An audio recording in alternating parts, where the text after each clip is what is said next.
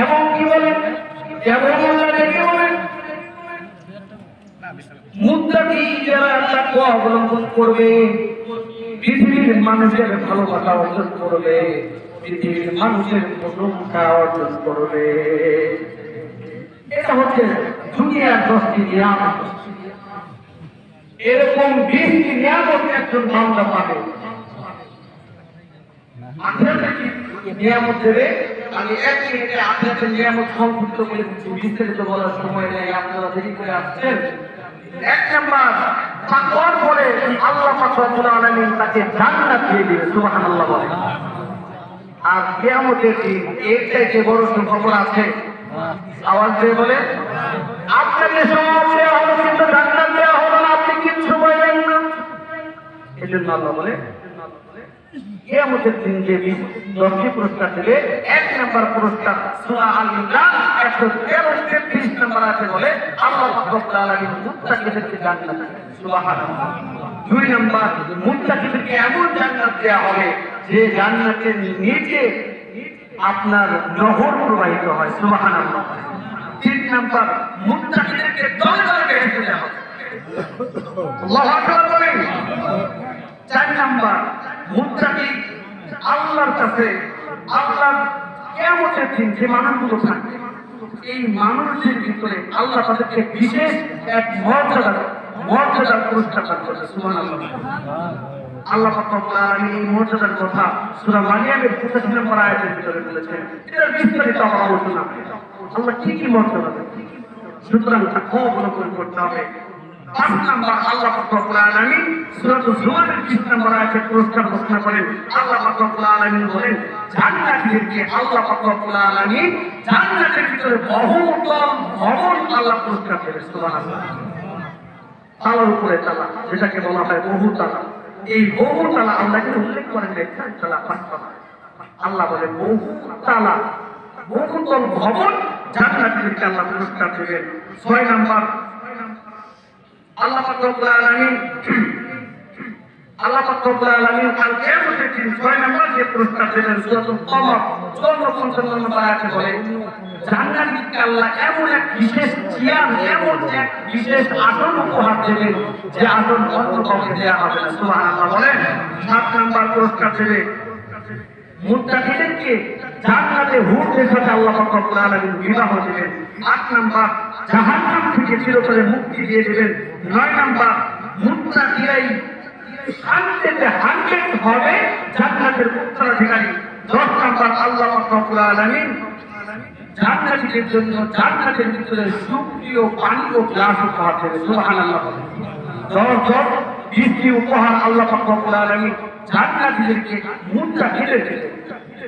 মুত্তাকি কারা? আল্লাহ তো বলেই দিয়েছে কুতিবা আলাইকুমুস সিয়াম কামা কুতিবা আলাল লাযিনা মিন ক্বাবলিকুম লাআল্লাকুম তাত্তাকুন। মুত্তাকি হওয়ার জন্য আল্লাহ আপনাকে রমজান দিয়েছে। সুবহানাল্লাহ। সুতরাং রমজান মাসে হায় আফসোস, রমজান শেষ হয়ে গেছে। যে রমজানটা এমন ছিল আপনি একটি ইবাদত করেছেন 70 গুণ সওয়াব বৃদ্ধি করে আপনার আমল নামে আল্লাহ দিয়েছেন। সুবহানাল্লাহ। 1 টাকা আল্লাহর রাস্তায় দান করতেন, সর্বনিম্ন 70 লক্ষ টাকা দানের সওয়াব আপনার আমল নামে দিয়েছেন। 2 লাখ আপনি আমল করবেন, আপনার আমল নামে আল্লাহ সওয়াবের সওয়াব দিয়ে দেবেন। দুঃখের বিষয় এই রমজান চলে গিয়েছে। আল্লাহর নবী আপনারা সবাই জানেন জিবরাইল যখন দোয়া করেছেন যে ব্যক্তি রমজান পাইল গুনাহ মাফ করতে না পারলো সে ব্যক্তি ধ্বংস হয়ে যাবে। রাসূল বলেছে আমিন। আমিন বলেছে মানে রাসূল সাল্লাল্লাহু আলাইহি ওয়াসাল্লাম তার সুপারিশ করবে না। আমার ভাই, আমার বন্ধুরা, আমার বাবাজিরা, কিভাবে বুঝাবো আজকে ঈদের দিন ঈদ পালন করার জন্য আসছি। ইন্না লিকুল্লি কওমিন ঈদান ওয়া হাযা ঈদুনা। প্রত্যেক উম্মতের জন্য ঈদ আছে, আনন্দের দিন আছে, আমাদের আনন্দের দিন আজকে। সুবহানাল্লাহ। আজকে আমাদের আনন্দের দিন। প্রত্যেকটা উম্মতের আনন্দের দিন ছিল। দ্বিতীয় হিজরিতে নবী মুহাম্মদ ঈদ কোথা থেকে আসলো? ঈদ শব্দের অর্থ কি? ঈদ কেন নামকরণ করা হয়েছে? এই শব্দের অর্থ ফিরে আসা, বারবার ফিরে আসা। বারবার যেহেতু ঈদ ফিরে আসে, এই জন্য এটার নাম দেওয়া হয়েছে ঈদ। পারিভাষিক অর্থ হচ্ছে, ঈদ শব্দের পারিভাষিক অর্থ আনন্দের দিন, খুশির দিন। সুবহানাল্লাহ বলেন। নবী মুহাম্মদ রাসূলুল্লাহ যখন মদিনায় আসলেন, দেখলেন মদিনার মানুষ বিশেষ দুইটি দিনে খেলাধুলা করতো, উৎসব করতো, মাঠের ভিতরে একত্রিত হতো। নবী মুহাম্মদ জিজ্ঞাসা করলেন, তোমরা আজকে এই দিনে এরকম খেলাধুলা করো, কারণটা কি? তখন তারা উত্তর দিলেন, আমরা অনেক আগে থেকে এই দুই দিনে আমরা খেলাধুলা করি, আনন্দ করি, উৎসব করি। দুইটা ঈদ তারা পালন করতো তাদের ভাষায়। প্রথম ঈদ যেটাকে আজকে ঈদুল ফিতর, তারা বলতেন নিরুজ, এটাকে আল্লাহ ঈদুল ফিতর বানিয়ে দিয়েছেন। তারা বলতো নিরুজ। ঈদুল আজহাকে তারা বলতো মেহেরজান। আল্লাহ রাব্বুল আলামিন রাসূলকে যখন বললেন, রাসূল জানিয়ে দিলেন, ইন্না লিকুল্লি কওমিন ঈদান ওয়া হাযা ঈদুনা। তাকে নিরুজ থাকতে পারে, মেহেরজান থাকতে পারে, কিন্তু মুসলমানদের জন্য ঈদুল ফিতর ও ঈদুল আজহা। সুবহানাল্লাহ। তো মুসলমানের খুশির দিন, আনন্দের দিন। সব মানুষ যখন খুশিতে আনন্দ করে, সাইয়েদনা ওমর রাদিয়াল্লাহু তাআলা কাঁদে, নির্জনে একা বসে কাঁদে। আবু হুরায়রা রাদিয়াল্লাহু তাআলা তার কাছে আসছে, আমিরুল মুমিনিন সবাই খেলাধুলা করে, আপনি কেন কাঁদেন? কি কায়া আমার, আপনাকে কোন জিনিস কাঁদায় আমাকে একটু বলেন।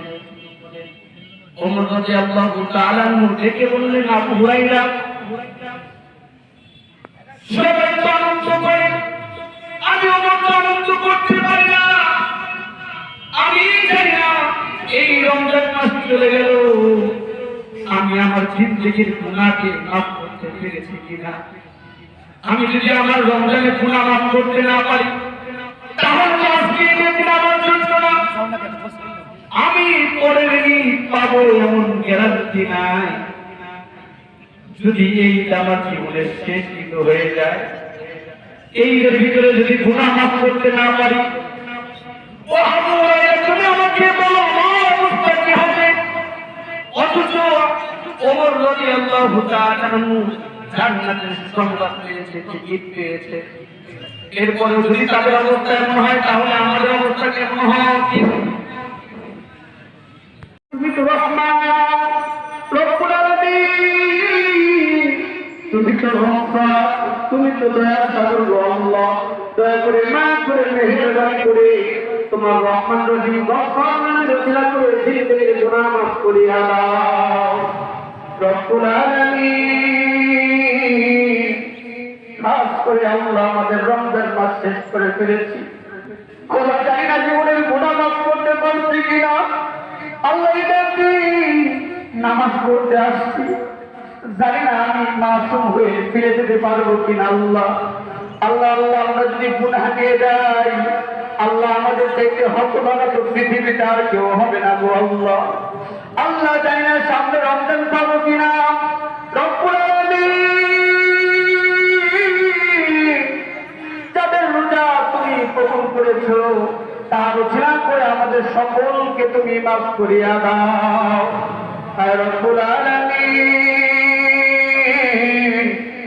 খাস করে জানি না আল্লাহ আমাদের ভিতর থেকে কোন এতিম তার মাকে হারাইছে, রব্বুল আলামিন জানি না কোন এতিম তার বাবাকে হারাইছে। রব্বুল আলামিন, নামাজে আসার আগে মায়ের সুন্দর মুখটা দেখে নামাজে আসছি গো আল্লাহ। আল্লাহ বাবার সাথে কুলাকুলি করে নামাজে আসছি গো আল্লাহ। বাড়িতে যাবো, মায়ের হাতের খাবার খাবো গো আল্লাহ। আল্লাহ এই খাবারের ভিতরে কি স্বাদ, বাবার সাথে মুখ মিলানোর কি মজা। মা বাবাদেরকে বেঁচে আছে তাদের সেবা যত্ন করার তৌফিক দান করিয়া দাও। রব্বুল আলামিন যে সমস্ত মা বাবা অসুস্থ তাদেরকে সুস্থতা দান করিয়া দাও। আর রব্বুল আলামিন আমরা যারা অসুস্থ আমাদেরকে সুস্থতা দান করিয়া দাও। রব্বুল আলামিন যারা বিপদে আছে বিপদ উদ্ধার করিয়া দাও। রব্বুল আলামিন যারা অভাবী অভাব দূর করিয়া দাও। রব্বুল আলামিন আমাদের তাকওয়ার গুণ অর্জন করার তৌফিক দান করিয়া দাও। আর রব্বুল আলামিন কাজ করে ইত্যাদি যারা টাকা পয়সা দান করলো দয়া করে মায়ের করে মেহেরবানি করে টাকা পয়সা তুমি কবুল আর মঞ্জুর করিয়া নাও। আর রব্বুল আলামিন খাস করে ফিলিস্তিনের ভাইদেরকে তুমি কবুল করিয়া নাও। আর রব্বুল আলামিন তাদেরকে বিজয় দান করিয়া দাও। সারা বিশ্বের আনাচে কানাচে যত মুমিন মুসলমান অত্যাচারিত নিপীড়িত আল্লাহ মা দয়া করে মায়ের করে মেহেরবানি করে সবাইকে তুমি হেফাজত করিয়া দাও। রব্বুল আলামিন গত ঈদে অনেক মুরব্বীদেরকে নিয়ে যুবক ভাইদেরকে নিয়ে হাত উত্তোলন করেছি। জানি না সামনে ঈদে আমি হাত তুলতে পারবো কিনা, জানি না এই মুরব্বীগুলো হাত তুলতে পারবে কিনা। রব্বুল আলামিনের চাই যদি জিন্দেগি শেষ হয়ে থাকে দয়া করে মায়ের করে মেহেরবানি করে এই বেরোছিয়া করে কবরটাকে জান্নাতের বাগিচা বানাইয়া দাও। আর রব্বুল আলামিন আমাদের যে সমস্ত সন্তানরা প্রবাসে থাকে তাদেরকে তুমি কবুল করিয়া নাও। সহিহ সালামতে বাড়িতে আসার তৌফিক দান করিয়া নাও। আর রব্বুল আলামিন জিন্দেগিতে একবার স্বপ্ন যুগে হলেও নবীর রওজা মুবারক আমাদেরকে জিয়ারত করার তৌফিক দান করিয়া দাও। আর রব্বুল আলামিন যা কিছু চাইলাম কবুল করিয়া নাও, যা চাইতে পারি নাই তুমি তাও আমাদেরকে দিয়া দাও। আর রব্বুল আলামিন তোমার কাছে সেই দরকার শুধু আল্লাহ। আল্লাহ দেখুন এই মানুষগুলো কিভাবে আল্লাহ বলে ডাকে, ডাকেন না আল্লাহ। আরেকটা বলতে বলেন না আল্লাহ। আল্লাহ আল্লাহ তুমি দেখো মানুষগুলো তোমাকে ডেকেছে। আল্লাহ জানি না কার মনে কি আশা, কার মনে কি বেদনা। আল্লাহ সবার মনের আশা তুমি পুরা করিয়া দাও। আল্লাহ সবার মনের আশা পুরা করিয়া দাও। আল্লাহ শেষ দোয়া গো আল্লাহ। আল্লাহ জানি না কখন যেন নষ্ট দুনিয়া ছেড়ে চলে যাবো। এই হাত থাকবে, মাঠ থাকবে, ঘাট থাকবে, কিন্তু আমি থাকবো না। রব্বুল আলামিন যখন মালাকুল মাউত আসবে এই দেহ থেকে প্রাণ পাখি বের করে নিয়ে যাবে, ওই কঠিন মুহূর্তে যখন কেউ কাউকে চিনবে না, ইয়া আল্লাহ ইয়া আল্লাহ সেই কঠিন মুহূর্তে আমাদের মুখে তাওহীদের কালিমা জারি করে